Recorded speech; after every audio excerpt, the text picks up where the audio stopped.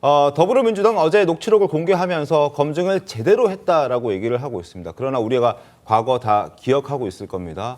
윤지호 씨 그리고 청담동 술자리 의혹.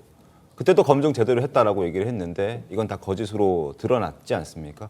어떻게 검증했는지 한번 궁금한데요. 어떤 검증 과정을 거쳤습니까? 일단 뭐 첫 번째로는 제보자 보호를 위해서 네. 이 제보한 자라든가 입수 경위 이런 부분을 상세하게 밝힐 수 없는 부분은 분명히 있고요. 네.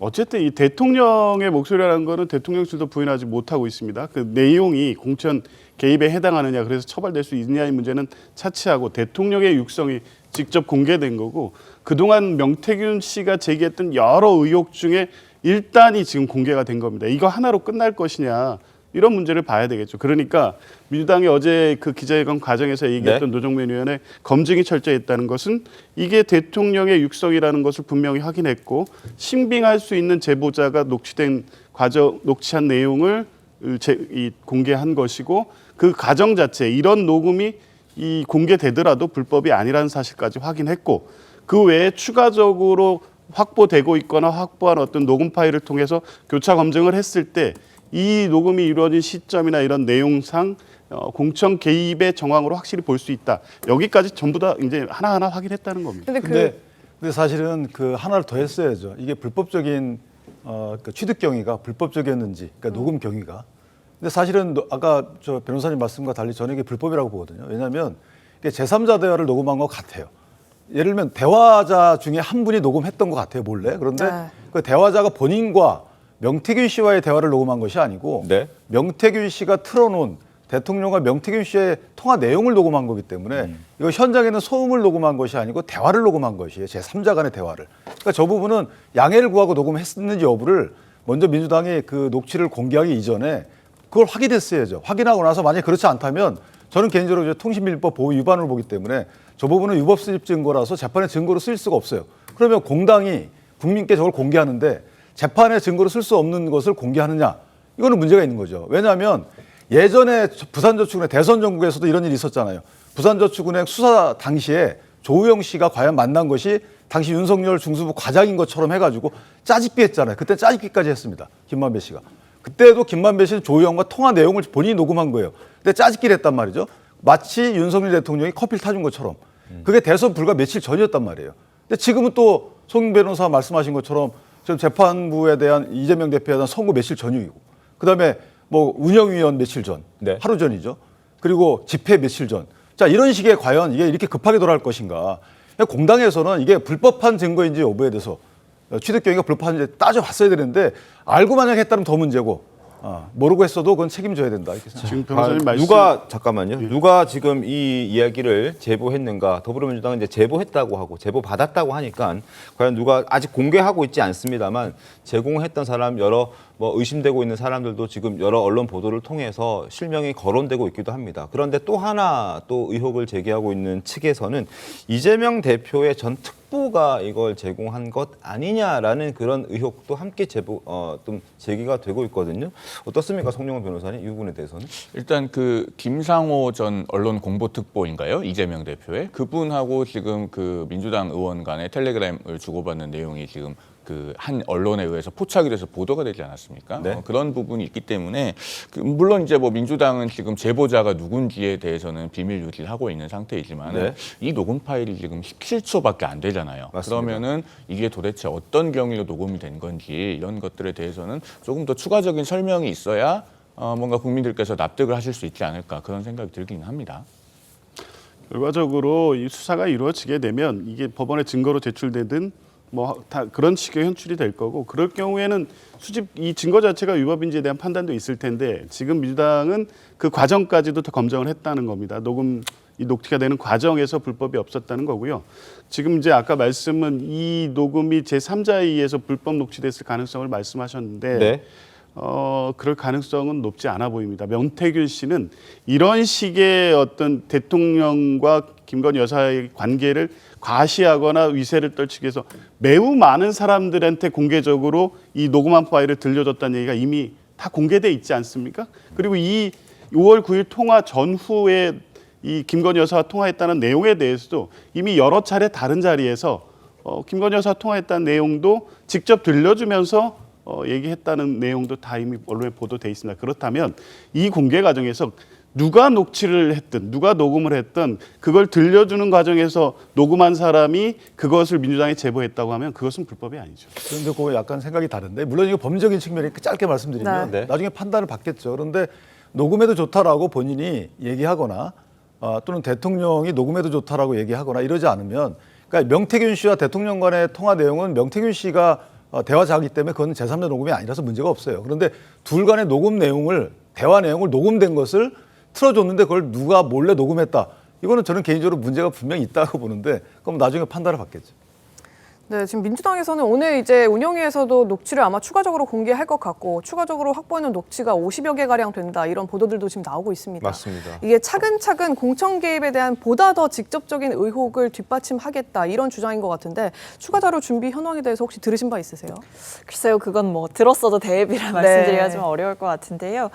일단은 지금 이 어제 공개된 녹취만 하더라도 당에서 굉장히 좀 오랜 시간 철저하게 준비를 한 네. 것으로 보였습니다. 실제로 그 노종면 의원 같은 경우에도 굉장히 준비를 열심히 했고 실무적으로도 뭐 진위 여부부터 시작해서 제보자의 신변 보호 이런 부분들까지도 다 준비를 해놨다라는 이야기였기 때문에 말씀하신 대로 어떤 추가적인 녹취록이 있는 것 같은 그 대화 내용이 사실은 사진에 찍혔죠. 네. 그렇기 때문에 그 추가적인 녹취를 공개를 아마 할 것으로 보여지는데 그것을 단계적으로 좀 해나가지 않을까 싶습니다. 근데 어제 그 공개된 녹취를 봐도 그 17초 분량이 좀 짧은 녹취였잖아요. 이게 말씀 주셨지만 편집을 한 분량 일부만 공개한 것 같은데 그건 왜 그런 겁니까?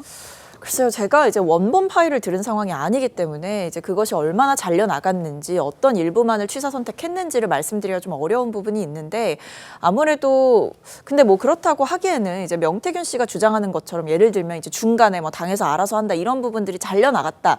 근데 이것을 뒷받침할 만한 또 다른 파일을 명태균 씨가 제공하고 있는 상황이 아니라서 이 원본 파일의 어떤 내용들 이런 부분을 알지 못하는 상황에서는 말씀드릴 수 있는 게 굉장히 한정적이다 싶습니다. 알겠습니다.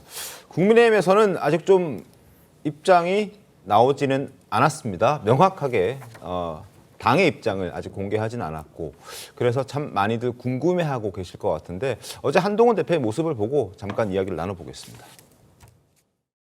여론조사가 정치 브로커와 야심가들의 놀이터나 영업장이 돼서는 안 된다고 생각합니다. 민주당이 녹취 공개했는데 아니 민주당이 녹취를 공개했는데 대통령님 목소리가 나왔는데 송영길 변호사님, 일단 대통령실과는 달리 지금 당의 입장은 아직까지 명확하게 나오지는 않았습니다. 물론 많이 당황했겠죠, 당에서도. 그럼에도 불구하고 국민들은 한동훈 대표의 입에서 어떤 얘기가 나올 것인가에 대해서 많이 관심을 갖고 있을 텐데 지금 어느 정도 입장 정리가 돼 있는 상태입니까? 아직도 당에서는 사실관계를 파악 중이다 이렇게 사실관계를 파악 중이다? 이렇게 말씀을 드려야 될 것 같습니다. 왜냐하면요, 자 지금 저희 두 사람이 다 변호사이기 때문에 지금 이 방송에서도 법리적인 문제가 등장하면 저희가 또 변호사로서 언급은 해야 됩니다. 그리고 민주당에서 이렇게 자꾸 장외투쟁을 하고 이 사안을 이용해서 이재명 대표의 방탄에 활용하는 것은 여당으로서 당연히 지적을 해야 됩니다. 그러나 이 사안 전체를 놓고 보면은 아직까지 저희가 입장을 정확하게 정리해서 말씀을 드리기가 어려운 것은 우리가 일기예보를 할 때 지금 광화문에 하늘만 올려다보고 오늘은 비가 안 옵니다라고 말씀드릴 수는 없는 것 아니겠습니까? 위성 사진이 들어와야 됩니다. 그래서 그 구름 사진을 보고 판독을 해야 오늘 몇 시쯤에는 비가 올 수도 있으니 우산을 준비하십시오. 비 올 확률은 몇 %입니다. 이렇게 얘기를 할 수가 있는 것이거든요. 그 지난 8일에 이제 대통령실에서 대통령께서는 경선 과정에서 명태균 씨와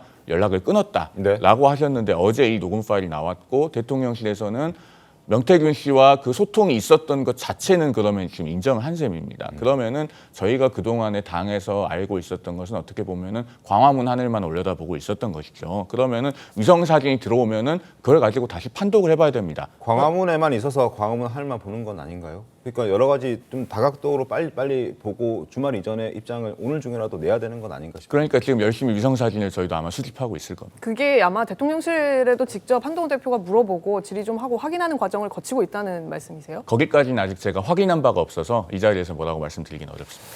알겠습니다. 송영길 변호사님 사실 저희 패널로 출연하시면서 시원시원하게 말씀 많이 해주셨는데 오늘만큼은 조금 조심스럽게 말씀하시는 것 같아서 그만큼 당에서도 참 고민이 많다라는 게 간접적으로 좀 제가 느껴지는 하나 것 같습니다. 보태면 저게 사실 한동훈 대표만 침묵하는 건 아니고 추경호 원내대표도 좀 약간의 조심하고 당 있거든요. 차원에서 그래서 아마 지금, 네. 저런 부분은 조금 이제 국민적 신뢰도를 고려한 여러 가지 좀 전략적 행보 아닌가 이렇게 해석이 됩니다. 알겠습니다. 반면 지금 국민의힘과 달리 더불어민주당 이재명 대표는 조금 여유 있게 그리고 자신감도 엿보이게 얘기를 하고 있습니다. 어떤 얘기가 있는지 들어보시죠. 5월 9일은 대통령 신분이 아니라 당선인 신분이었다는 거고요. 대통령도 어떻게 보면 국민의힘 1호 당원이기 때문에 또 자유롭게 인사 추천은 할 수 있다. 그건 뭐 제가 드릴 말씀은 아닌 것 같고 그게 국민의 눈높이에서 봤을 때 아 훌륭한 일이구나 할지는 국민들이 판단하시겠죠. 네. 어제 그 녹취 이후에 이재명 대표 네. 비공개 최고위까지 열면서 논의를 했고요. 있을 수 없는 심각한 상황이다 이런 메시지도 냈는데 그 이상으로 어떤 내용이 나오지는 않고 있는 상황입니다. 네. 이 녹취가 공개된 이후에 이재명 대표 SNS에 올린 글이 지금 보시겠지만 내일 시작되는 장외 집회에 힘을 좀 모아달라 이런 얘기였거든요. 이 메시지 어떻게 해석을 해야 됩니까? 일단 민주당은 11월 2일 장외 집회에 당력을 집중하고 있습니다. 네. 그 이유는 지금 뭐 송영 변호사님이나 유기찬 변호사님 말씀대로 이재명 대표의 선고에 영향을 미칠 의도 이렇게 해석될 여지가 없습니다. 왜냐하면 뭐 법원 선고는 이미 확정돼 있는 일정이고 거기에 여론이 모여서 뭐 한다고 한들 그게 결과가 바뀌겠습니까? 다만 무죄 탄원을 하는 주장 정도가 나오는 것일 뿐이고요. 거기에 모이는 목적은 김건희 여사의 국정농단에 대한 어떤 국민적 분노와 영향을 보여주기 위한 목표가 최우선이고 그렇게 될 수밖에 없습니다. 최근에 이 명태균 씨 관련돼서 또 그 이전에 김대남 씨까지 해서 실제 김건희 여사의 국정 개입이나 여러 가지 문제 의혹들이 계속 제기되고 있었는데 네. 사실 수사도 그렇고 정치적 대응도 그렇고 국민의힘이나 대통령실의 입장이 지지부진한 가운데 최근에 명태균 씨는 또 입을 닫았습니다. 그러니까 대통령실에 대해서 초기에 보였던 태도, 내가 입만 열면 한 달 안에 탄핵하야. 그러니까 심각한 어떤 문제가 있다는 부분을 스스로 얘기를 하면서 자신의 보호막을 쳤다가 최근에는 제기된 여러 가지 의혹들이 추가적으로 나옴에도 불구하고 이 부분에 대한 입장을 밝히지 않는 가운데 그러니까 민주당 쪽으로 들어오는 제보들이 생기는 거죠. 대통령의 어떤 직접 육성이 나왔고요. 이런 것에 대해서 국민 여론조사에서 다 나오고 있지 않습니까? 김건희 여사의 이 알겠습니다. 의혹 이런 부분이 대통령 지지율 하락으로 직접 연결되고 있다고 하면 야당으로서는 당연히 국민들의 이런 뜻을 보여주는 어떤 계기를 만들어야 되는 거죠.